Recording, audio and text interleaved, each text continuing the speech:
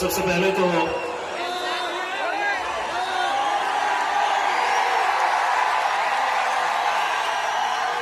तारीख के दिन असद भाई को भी बोलना है, वक्त कम है। 30 तारीख के दिन ये सभा होने वाली थी। 30 तारीख के दिन पुलिस ने हमें ये सभा लेने का परमिशन भी दे दिया था, लेकिन मेरे कायद बैरिस्टर असदुद्दीन अवैसी साहब ने उस दिन ये फैसला लिया जब यहां के आईजी और एसपी साहब का फोन आया और उन्होंने ये बताया कि यहां का माहौल थोड़ा गर्म है।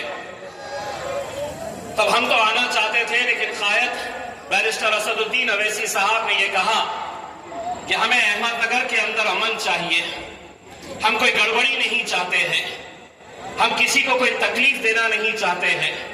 इसीलिए उस दिन ये फैसला लिया गया कि ये सभा हम 30 तारीख के लिए नहीं, हम 9 तारीख के दिन आएंगे।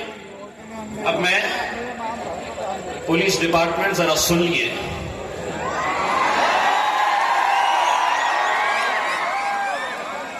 आप लोगों को हमसे इतनी मोहब्बत क्यों है, पहले ये बताइए।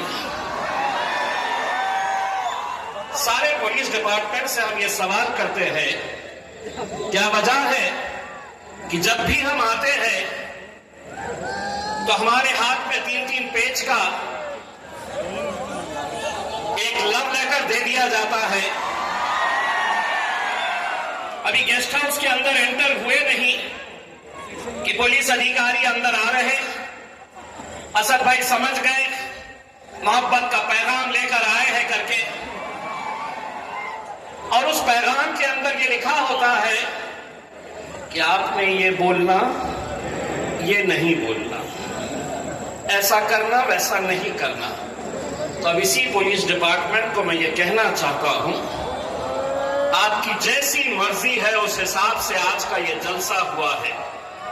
लेकिन एक बात ये भी समझ लीजिएगा, अगर अहमदनगर की सरजमीन के किसी भी स्टेज के ऊपर से अगर मुसलमानों को गालियां दी गई तो हमारी जबान कैसी है, हम आने वाले जलसे के अंदर हम दिखाएंगे।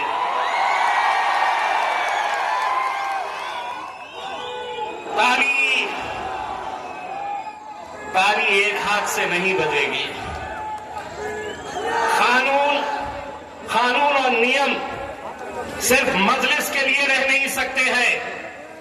इस मुल्क के अंदर अगर कानून है तो सबके लिए है। और हां, आप लोग जो मुसलमानों को जिस नजरिए से देखते हैं, मैं हिंदुस्तान के मुसलमानों की तरफ से आज इस हुकूमत को, प्रशासन को और पुलिस को ये कहना चाहता हूं, एक नौजवान, एक बुजुर्ग की तरफ से मैं इस हुकूमत को ये बात कहना चाहता हूं कि जमीन पर घर बनाया है मगर जन्नत में रहते हैं। हमारी खुशनसीबी है कि हम भारत देश में रहते हैं। हर रोज हमने यहां पर भी कई बार हमारे खिलाफ गालियां तक सुनी है, लेकिन अगर आप ये समझ रहे हैं कि हमारे मुंह में जबान नहीं है, तो ये जितने भी है इन सब की जबानों को अगर मिला दे, हम तो जबान और पाए खाने वालों में से हैं मेरे भाई। आप हमारी जबान का कहां मुकाबला कर पाओगे? हम नहीं कहेंगे। आज जो कोई उठता है, जो कोई खड़े रहता है,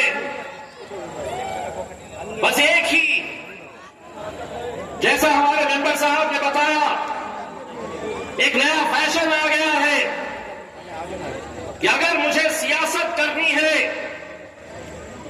तो मुझे मुसलमानों को गालियां देना पड़ेगा। नौजवानों, एक बात अच्छी तरह से समझ लो, आज मुल्क के अंदर या आपके अहमदनगर में, कल मीरज के अंदर, सांगली में, मीरज में ऐसी ही घटना हुई। कितने सारे बच्चे, एफआईआर, कैसे कैसे सेक्शंस इनके ऊपर लगाए गए।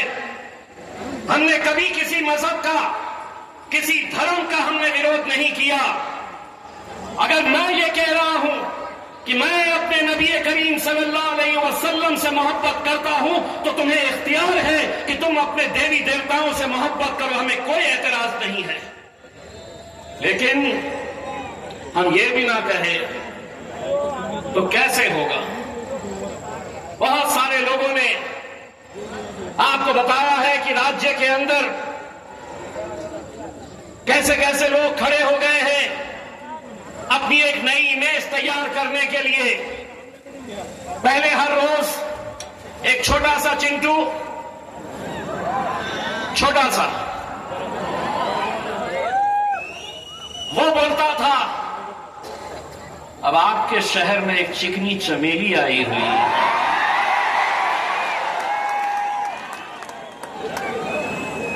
चिकनी चमेली, तू है क्या चीज, बोलता क्या है, तेरा अंदाज क्या है? चिकने, ऐसा नहीं है कि तू बोलता है तो हम उसकी दखल लेते हैं। दरअसल क्या है कि अहमदनगर की सड़क के ऊपर से अगर आप गुजरते हैं तो आजकल मेनका गांधी की वजह से कुत्तों को पकड़ा नहीं जाता है, रास्ते पे ही छोड़ा जाता है। तो कभी कोई गाड़ी पे जा रहे हैं, आप मोटरसाइकिल पे बैठ के जा रहे हैं, कोई गाड़ी में आप सफर कर रहे हैं, तो अक्सर आपके साथ भी हुआ होगा, पीछे भागते हुए कुत्ते आते हैं, भौंकते हैं। आप क्या करते हैं? आप अपना सफर जारी रखते हैं।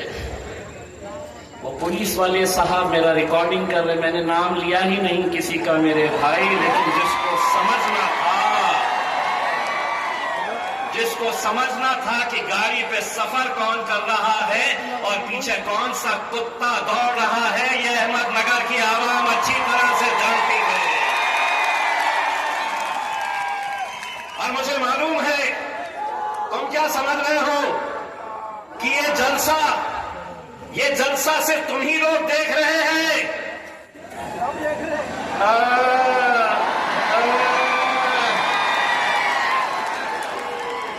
मुझे मालूम है कि चिकनी चमेली तू भी देख रही है कि मेरे बारे में क्या बोल रहे हैं काके। एक बात, तुम्हें कभी कोई गाना सुना है या नहीं है, लेकिन एक गाना जरूर सुनना, सुबह, दोपहर, शाम और रात में सोने से पहले वो गाना जरूर सुनना। बाप तो कहां से आ गए, बोले मेरे पीछे अजीत दादा है। कोई खड़े रहता है बोलता मेरे पीछे देवेंद्र फडणवीस है, कोई कहता है एकनाथ शिंदे है और इन सब के ऊपर नरेंद्र मोदी है। अरे हम तुम्हारे बाप के बाप को नहीं छोड़े तो तुम चिल्लर क्या चीज है बे? अगर इम्तियाज जलील ने अल्हम्दुलिल्लाह मेरे कायद बैरिस्टर असदुद्दीन अवैसी साहब के साथ पार्लियामेंट के अंदर बैठ के अगर हम नरेंद्र मोदी साहब की आंख में आंखें डाल के बोलने की हिम्मत कर सकते हैं तो तू चिल्लर क्या चीज है बे? बस इतना कहना चाहूंगा। 10 दिन पहले मैं इसी रास्ते से गुजरा था, उस वक्त मैंने ट्वीट किया था कि अगर देवेंद्र फडणवीस, एकनाथ शिंदे, अजीत पवार अगर इस सड़क से अपनी गाड़ी में बैठकर गए तो मेरी तरफ से 10,001 रुपये का इनाम इनको दूंगा। 10 दिन के बाद दोबारा जब आया तो ये कीमत बढ़ा चुका हूं, 10,000 की जगह 20,000 दूंगा। और कलेक्टर साहब मुझे ये बताइए, ये आपकी सड़क जो है आपके जिले की, इसका डामर और सीमेंट कौन खा रहा है? जरा निकलिए इसी कैबिन में से बाहर और सफर करिए इस रास्ते के ऊपर, पता चलेगा वही खा रहा है जो बहुत फड़फड़ा रहा है। क्योंकि अगर अनाज खाते तो सीधा रहते, अब गू खाने की आदत हो गई है तो फड़फड़ा जितना फड़फड़ा सकते हैं उसमें। मुझे मालूम है ये सभा हुई है तो कुछ दिन के बाद तेरी महफिल भी सजेगी, लेकिन एक बात अच्छी तरह से मैं जानता हूं, महफिल तेरी सजेगी, चर्चा हमारा होने वाला है। स्टेज पर तू बैठेगा, बोलने वाला हमारे बारे में बोलेगा। मैं, मेरे भाइयों, मुझे मालूम है कि अहमदनगर एक ऐसा जिला है जहां पर हमारे कुछ पुराने साथी उस झंडे को संभाले हुए थे, जिस झंडे से लोग परहेज करते थे। 29 तारीख, 28 तारीख के दिन जो अहमदनगर के अंदर घटना हुई, हम यकीन मानिए किसी भी तरह की हिंसा का हम समर्थन नहीं करते हैं। मैं नौजवानों से सिर्फ इतनी अपील करना चाहूंगा, यकीनन हम अपनी जान से ज्यादा अपने मोहम्मद मुस्तफा सल्लल्लाहु अलैहि वसल्लम से हम मोहब्बत करते हैं, लेकिन अगर कोई बैनर लेकर खड़े रहेगा, कोई पोस्टर लेकर खड़े रहेगा और ये कहेगा कि मैं मेरे नबी के बताए हुए रास्ते के ऊपर चल रहा हूं, मेरे नबी से मेरी मोहब्बत अगर मुझे जताना है तो मैं कहीं बैनर लगाऊंगा, कहीं पोस्टर लगाऊंगा, तो नहीं मेरे भाई। हमारे आका ने हमें कुछ बातें बताई है, कुछ बातें सिखाई है, जिंदगी कैसे जीना है ये हमको बताया है। उन्होंने ये नहीं कहा है कि मेरी मोहब्बत बताने के लिए तुम्हें देखे तो तुम्हें देखकर कहना चाहिए ये मेरे मोहम्मद का उम्मती है, ये मेरे मोहम्मद को मानने वाला है। ऐसे किरदार को बनाओ मेरे भाई। आज यकीनन मुल्क में और महाराष्ट्र के अंदर जो हालात पैदा किए जा रहे हैं, इलेक्शन आ रहा है तो बहुत सारी घटनाएं होगी। आज इलेक्शन का मतलब यह है कि हिंदू समाज को इकट्ठा करो, और कैसे करो तो शहरों में दंगे करवाओ, माहौल खराब करो, खौफ पैदा करो। मैं अहमदनगर के तमाम उन हमारे दूसरे जाति, धर्म और मजहब के लोगों को यह बात बताना चाहता हूं, हमने कभी किसी दूसरे धर्म का, दूसरे मजहब का हमने कभी विरोध नहीं किया और इंशाअल्लाह कभी नहीं करेंगे, क्योंकि ये पैगाम मेरे रसूल आका ने दिया है। हम कभी किसका विरोध नहीं करेंगे, लेकिन एक बात आज अच्छी तरह से समझ लीजिएगा कि आज मुल्क के जो हालात है, बिका हुआ पत्रकार, डरा हुआ विपक्ष, सहमी हुई आवाम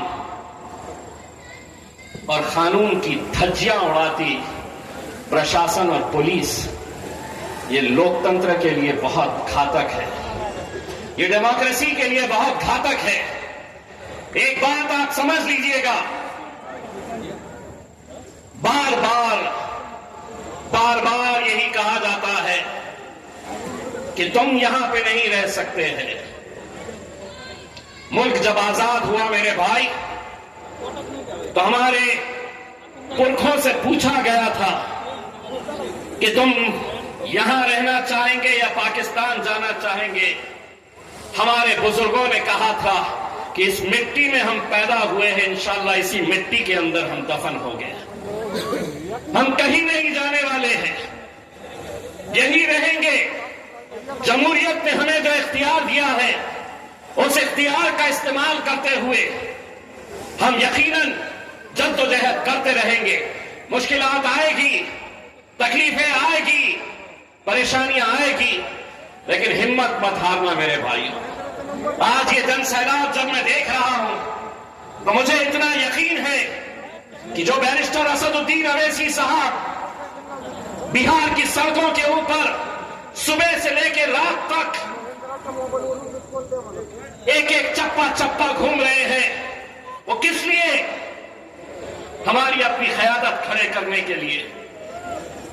वो किस लिए आज बिहार से सीधा यहां पर आए, यहां से सीधा बिहार जाएंगे? किसके लिए कर रहे हैं मेरे भाई? हम चाहते हैं हर शहर में अपना एक लीडर पैदा होना चाहिए। हम चाहते हैं कि अपनी क़यादत खड़ी होनी चाहिए। इसीलिए ये जद्दोजहद चल रही है।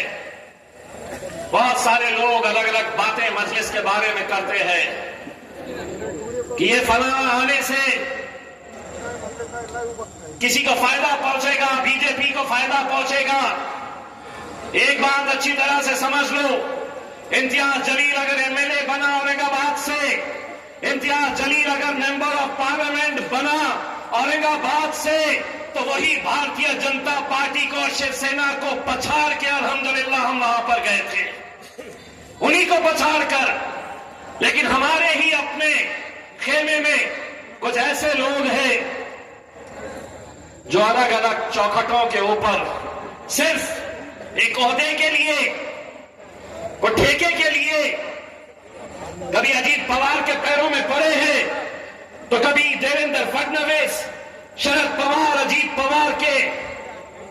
हक तो यह है कि कई मुसलमानों को मैंने गुस्ताख रसूल की हिमायत करने वाले एकनाथ शिंदे के पैरों में भी देखा। ये मत समझना कि अकेले वो महाराज ने गुस्ताखी की हमारे नबी के खिलाफ, जिसने उनकी तायीद की वो भी गुस्ताख रसूल है। कहां है वो मुसलमान जो एक डेलीगेशन बनाकर अजीत पवार के पास गए और कहा कि अपने आमदार को संभालो? नहीं संभालने वाला, इसलिए नहीं, मैं किसके बारे में बोल नहीं रहा हूं, जिसको समझना है वो समझ रहा है। कुछ कुत्तों को सड़क पे छोड़ा जाता है, किसके गले में पट्टा बांधा जाता है, घर में रखा जाता है, और कुछ खुजली वाले होते हैं। खुजली वाला कौन? तुम बोलो ना, मेरा क्या जाने वाला। तुम बोलो, खुजली वाला कौन?